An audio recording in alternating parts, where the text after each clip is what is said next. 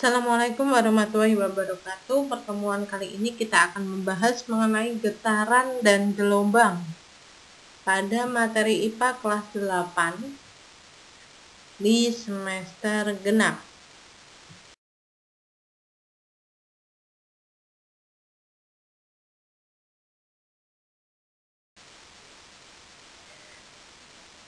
Yang pertama kita akan mempelajari mengenai getaran. Pernah melihat bandul atau pernah main ayunan?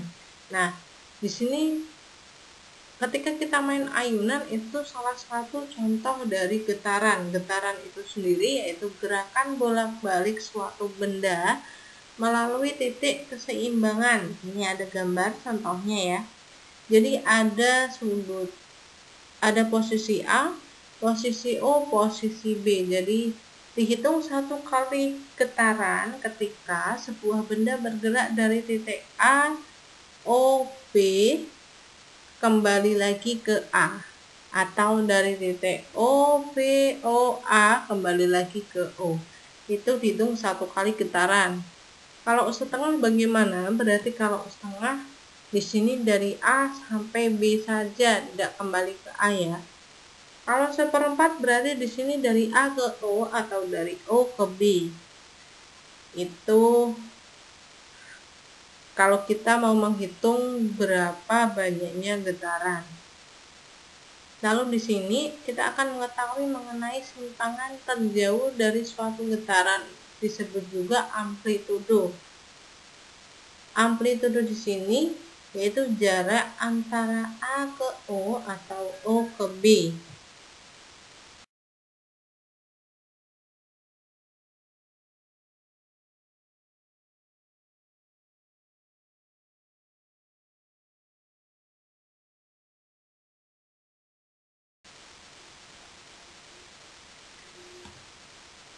Selanjutnya kita akan mengetahui mengenai periode dan frekuensi suatu getaran.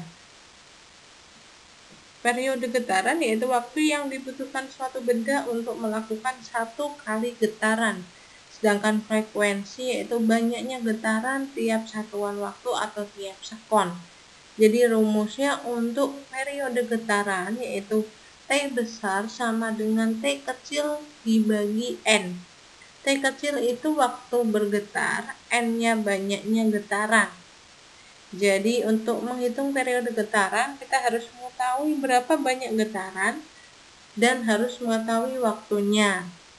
Lalu untuk menghitung frekuensi getaran yaitu F sama dengan N kecil dibagi T kecil.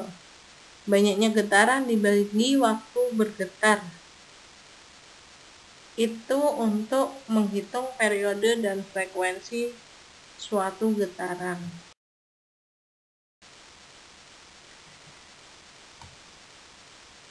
Setelah mengetahui mengenai sebuah getaran, kita akan masuk namanya gelombang.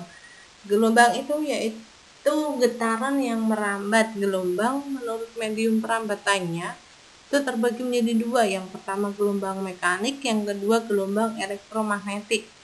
Gelombang mekanik membutuhkan suatu medium, sedangkan gelombang elektromagnetik tidak membutuhkan medium. Contoh dari gelombang mekanik yaitu gelombang bunyi dan gelombang air. Contoh dari gelombang elektromagnetik itu sendiri gelombang radio, cahaya, dan sinar X.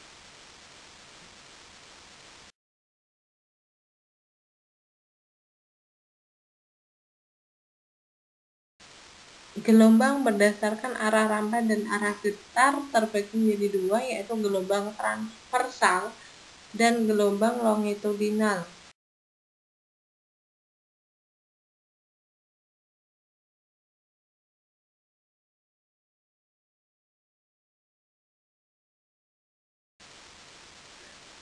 Gelombang transversal yaitu gelombang yang arah rambatnya tegak lurus dengan arah getarnya. Di sini ada seperti tali yang diberikan suatu gelombang, ada lembah, ada bukit. Di sini nanti kita bisa mencari namanya amplitudo yang mana, lambda yang mana ya. Ini gelombang transversal. Sedangkan gelombang longitudinal yaitu gelombang yang arah rambatnya sejajar dengan arah getarnya. Ada namanya rapatan dan renggangan.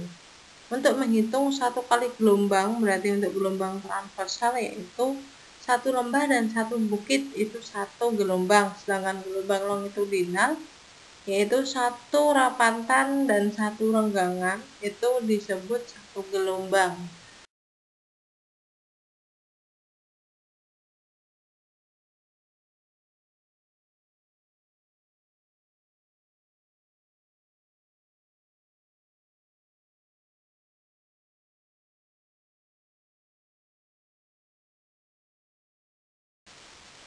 Untuk menghitung cepat rambat suatu gelombang ada rumusnya yaitu V sama dengan S dibagi T, atau V sama dengan lambda kali S, atau V sama dengan lambda dibagi T besar.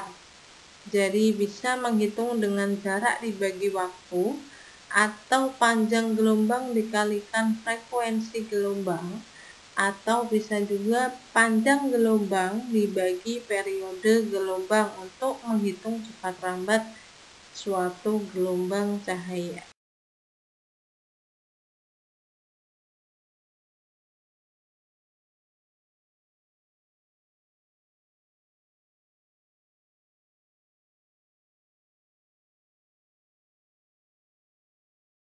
Baik, terima kasih banyak telah bergabung bersama saya Armestari Ningsih. Yang kali ini kita tadi membahas mengenai zat adiktif dan psikotropika. Pesan dari saya ini merupakan pembelajaran saja, jadi jangan sampai kita terpengaruh oleh obat-obatan terlarang seperti zat adiktif dan psikotropika. Kontrol diri dan jangan lupa jaga diri dari hal-hal tersebut. Assalamualaikum warahmatullahi wabarakatuh.